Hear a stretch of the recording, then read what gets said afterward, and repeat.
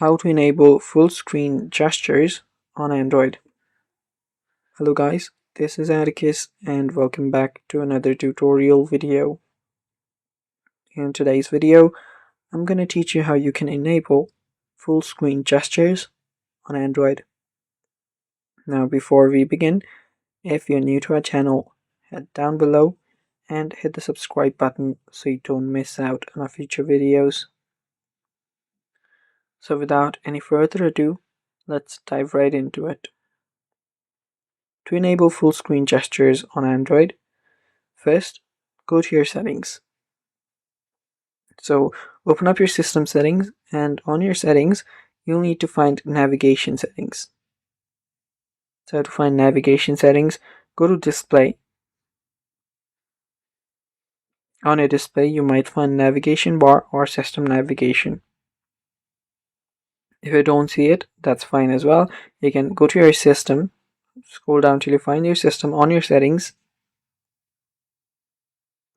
on your system you might find system navigation. If you don't, that's fine as well. You can just go back here, go to the search and search for navigation. So after you search for navigation, you will find gesture navigation settings. So directly head over gesture navigation settings, and after you're here you can customize it. So you can choose swipe gestures here.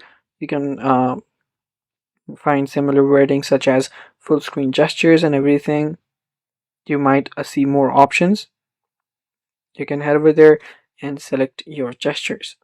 So yeah, I don't have a lot of options available for gesture navigations here, but yeah, you will find an option that says full screen gestures. So you can simply enable that, and some of the key gestures will be swiping up from the bottom of the screen to go to home. You can swipe up from the bottom and you will be on your recent apps, and to go back you can simply swipe right or left from the edge of the screen. And those are full screen gestures on your Android. And that's it for today. Thanks for watching. Bye bye and take care.